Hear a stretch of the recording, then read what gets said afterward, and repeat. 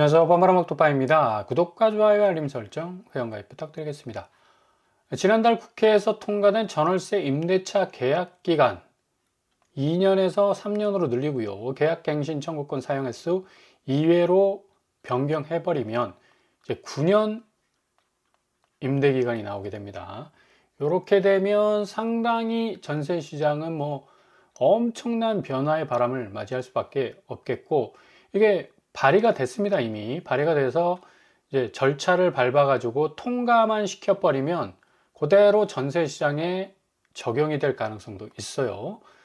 일단 이런 이 법안이 통과되면서 이 집주인들은 세입자에 대해서 신용점수, 고용, 소득증명, 범죄기록, 이전 집주인 추천서, 야, 전에 살았던 집주인 추천서까지 받아야 돼. 테넌시 스크리닝이라고 해가지고 이 선진국에서는 많이 퍼져 있는 시스템이다, 이런 식으로 해서 지금 세입자들을 압박하려고, 이게 참 얼마나 황당한 전세법인가나 이런 걸 이제 좀 설득력 있게 좀 보여주기 위해서 이런 식으로 얘기를 또 하고 있는데, 발끈하는 이유가 요것 때문이죠. 일단 9년 전세, 제가 생각해도 이건 너무 길다.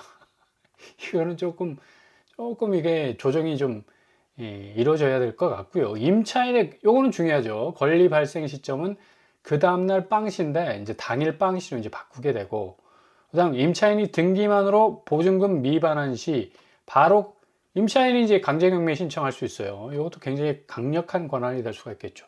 그리고 임대인, 집주인이 바뀌었을 때 서면 통지 의무입니다. 이건 옛날에는, 지금 같은 경우는 이제 구두로만 알려주고 안 알려주는 집주인도 있어. 근데 집주인이 바뀌었는지 안 바뀌었는지도 모르고 사는 사람들이 태반입니다. 그리고 임차보증금은 선순위 담보권, 세금 체납액 합계가 주택가격의 70%를 초과할 수 없도록 하고요.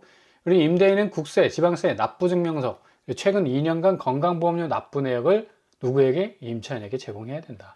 요런 이제 개정안이 딱 나오니까 이제 그냥 받아치는 거지. 세입자도 신용점수, 고용, 소득증명, 범죄기록, 이전 집주인, 추천서까지 갖고 와라.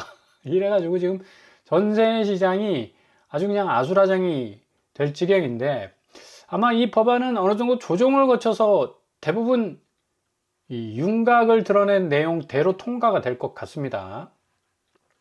지금 전세 시장이 서울 같은 경우, 특별히 강남은 전세가율이 40% 밑으로 지금 떨어져 나가고 있어서, 실질적으로 전세가율만 보더라도 매매가가 그렇게 스페이스X 로켓 추진체처럼 어마무시하게 치고 올라가는 형편이 못 되는데, 지금 25억 떨어지고 있죠. 레미안원밸리, 압구정동 현대 1, 2차가 13억, 그리고 반포자이 12억, 레미안 퍼스티지 11억 9천, 아크롤 리버파크 10억 6천 정도 하락하고 있습니다.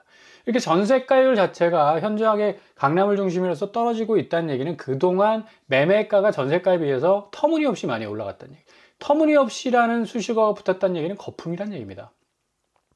그만큼 그 아파트의 가치가 그냥 그 아파트에 때려 넣은 어떤 이 아주 단단한 자산 가치로 형성이 된 게 아니라 대부분 이제 연끌 받아가지고 어떻게 해서든 중심지에 아파트 잡고 나서 세입자 들여가지고 그 돈 또 굴리고, 또 원금이자 어떻게든 한 달 그냥 모면해 가면서 시세 차익, 막대한 시세 차익 아닙니까? 그 막대한 시세 차익을 얻기 위해서 그렇게 지금 집값을 엄청나게 부풀려 왔었는데, 요런 어떤 사안들, 이제 금융시장의 대변동성과 함께 한국시장 아파트가 어느 정도 정말 질서 있게 정리가 되는 그런 어떤 수순에 와 있다고 말씀을 드릴 수가 있겠고요. 금융시장 같은 경우는 지금 오라클, 오늘 좀 화제가 많이 됐습니다. 오라클룸이라고 그래가지고 예언자, 신탁이라는 그런 뜻을 가지고 있죠. 근데 오늘 예언, 신탁이 완전히 꽉 났습니다. 11.5%나 떨어졌어요. 이유가 뭘까요? 예상 수익이 23조 8천억 정도였는데 실제로 나온 데이터 수익은 23조 5천억. 언뜻 보기에는 조단위, 그것도 20조가 넘어가는 어마무시한 천문학적 수익률 아닙니까? 근데 한 3천억 정도 못 미쳤다고 그냥 완전히 팽당해 버렸습니다. 그러니까 시장 예상치 하회했다 이래가지고 거의 끝없는 추락을 할 것 같은 엄청난 공포감을 주면서까지 이렇게 지금 떨어지고 있는데, 그만큼 금융시장은 확실한 실적 그 기준을 따라서 분명한 가치의 명암이 엇갈리는 그런 곳이라고 할 수가 있겠죠. 한국의 부동산 시장은 가치 개념은 개념인데 이게 어느 지역에 딱 아파트가 들어서느냐, 그리고 얼마만큼 오를 수 있겠느냐, 그 오른 차익만큼 내가 얼마나 시세 차익을 챙길 수 있겠느냐, 이런 어떤 사인 간의 계산이 꼬롬하게 지금 또아리를 틀고 있어서 상당 부분 금융시장의 흐름과는 좀 반대되는 어떤 모습을 가지고 있죠. 이와 동시에 엔비디아도 AI 대표 주자 아닙니까? 같이 손잡고 1% 이상 하락했지만 방어력은 굉장히 세다. 왜?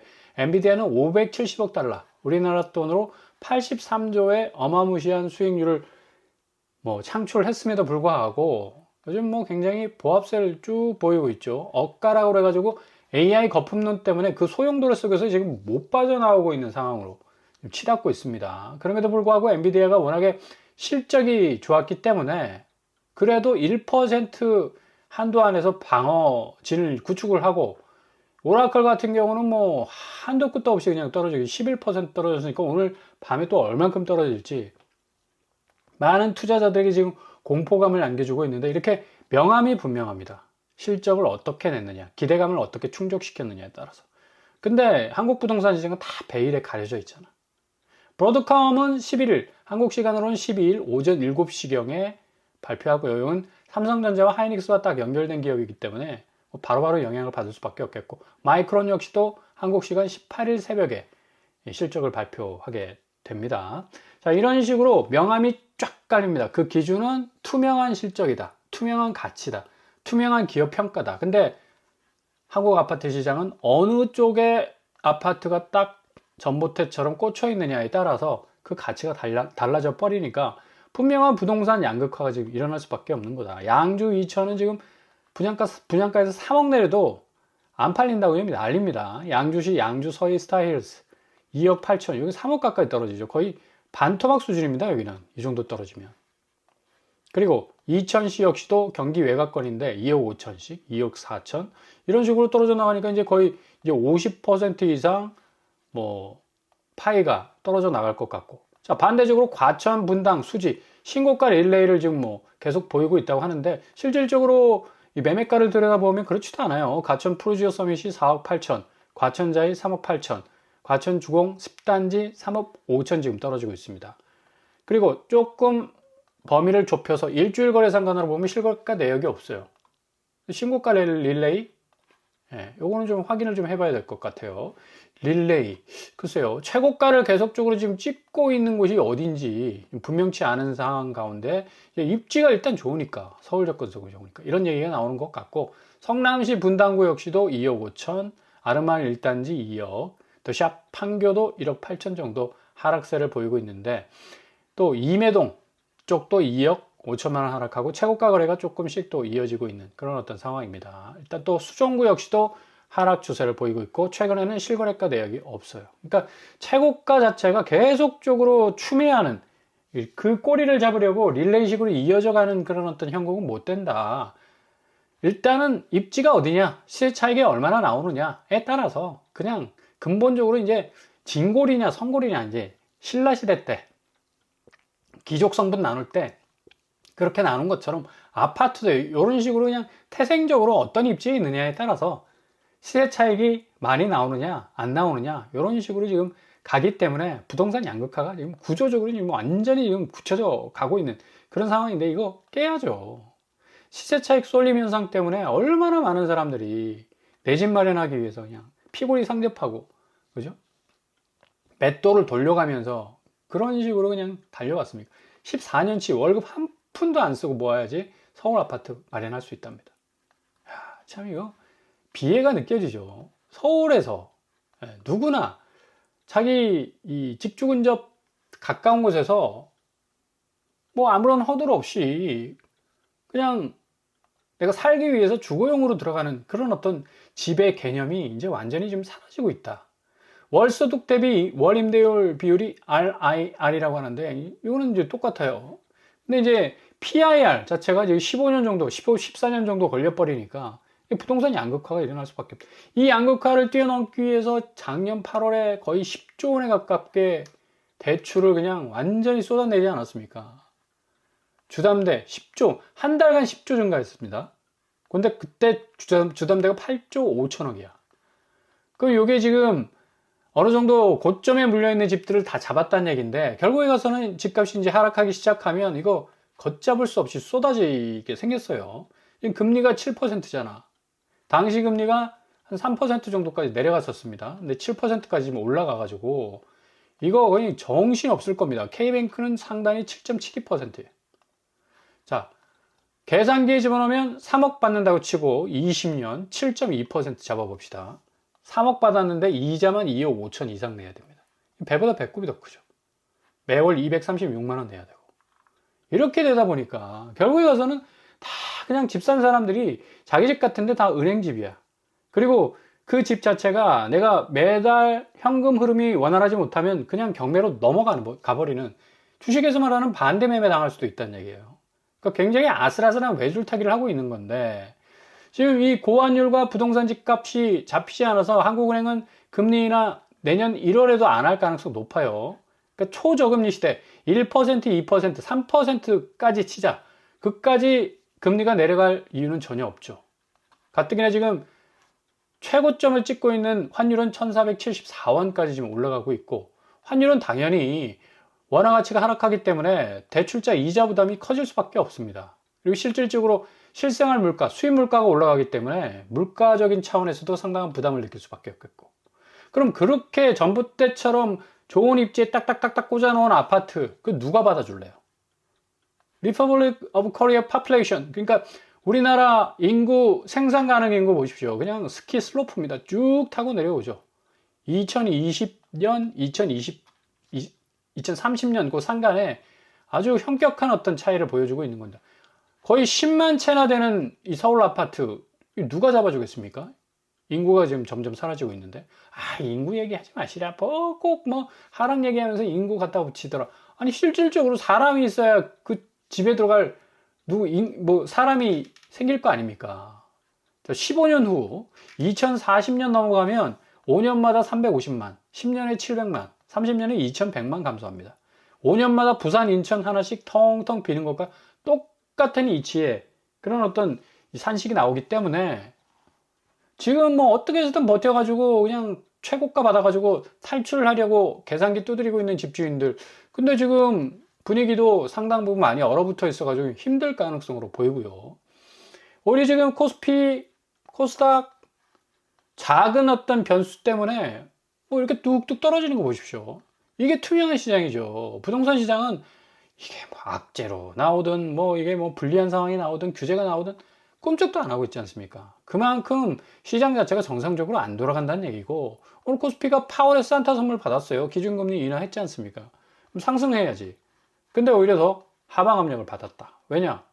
그만큼 SK 하이닉스의 투자 경고 종목 지정된 또 투심을 좀 자극했던, 좀 냉랭하게 만들었던 그런 요인들도 있었고, 만기가 됐던 여러 가지 또 상품들, 종목들이 있었기 때문에 이런 어떤 이 하락세를 모면하지 못했었습니다.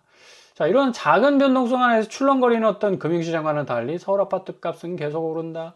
송파구 가장 높은 비율이다. 42억 잠실 아파트 1년 만에 이런 식으로 올랐다. 이런 식으로 계속 집값을 정말 터무니없이 계속적으로 펌프질을 하다 보면 이거 결국에 가서는 이런 시대가 딱 닥쳐오면 그냥 공영 멸망 시대처럼 서울의 대장 아파트들은 그냥 한순간에 다 나가 떨어질 가능성 높다. 오히려 국민성장펀드라 해서 지금 정부에서는 150조를 코스닥 쪽으로 지금 다 쏟아부어줄 지금 공산이잖아요. 50조까지 투입한다고요. AI하고 반도체. 요것도 주목할 필요가 있고요. 코스닥이 좀 오늘은 약간 좀 주춤했지만 그럼에도 불구하고 외국인이 꾸준히 들어오고 있다는 얘기. 그리고 정부 차원에서 50조 이상을 투입한다는 얘기는 그만큼 유동성 자체가 굉장히 넘쳐 흐른다라는 걸 볼 수가 있어요.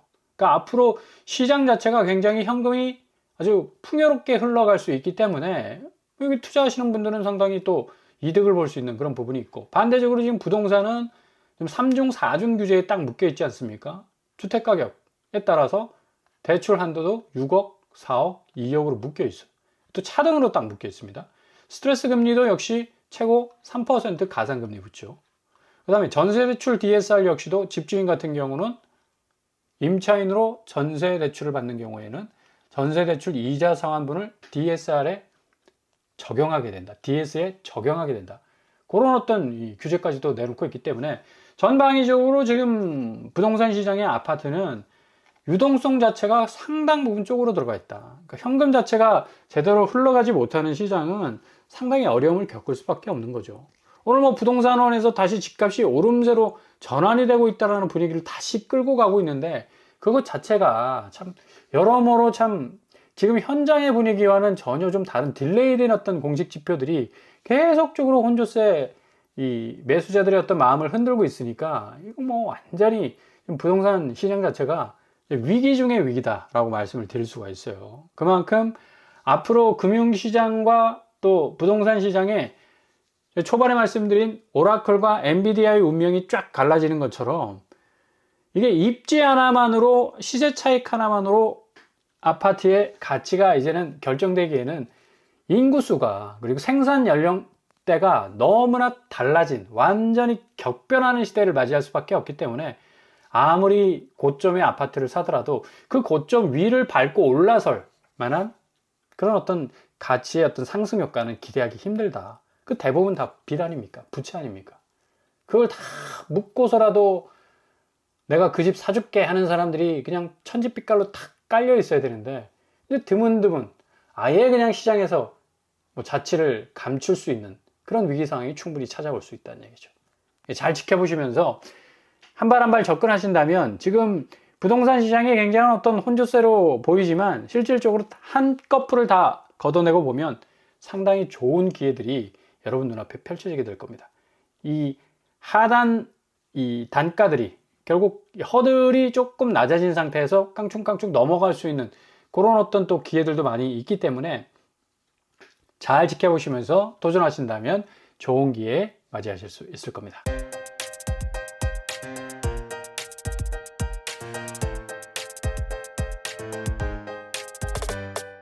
오늘의 부동산 캐리커처 너무 급박하게 생각할 이유 없습니다. 지금 전체적으로 볼 때 이 금융시장 자체의 어떤 대변동성에 부동산 시장이 전혀 못 따라가고 있죠. 그러니까 합리성 부분이나 또 환금성 부분이나 투명성 부분 다 이게 다 베일에 가려져 있기 때문에 이것 자체가 시장이 건전하게 성장할 수 있는 그런 어떤 시스템이 못 된다. 그래서 앞으로 이런 어떤 왜곡된 어떤 가치 체계를 근거로 한 시장은 확실하게 필터링이 거쳐질 그런 어떤 이 시대가 찾아오고 있기 때문에 잘 지켜보시면서 올해 말과 내년 초에 집값의 대변동 시기를 잘 가늠하셔서 진입 시기를 고려하시면 좋은 기회, 골든타임을 분명 잡으실 수 있을 겁니다. 오늘도 응원합니다. 항상 여러분의 길이 꽃길만 되실 수 있길 바랍니다. 저는 오빠바라고 꽃바람 마치겠습니다. 구독과 좋아요 부탁드립니다. 감사합니다.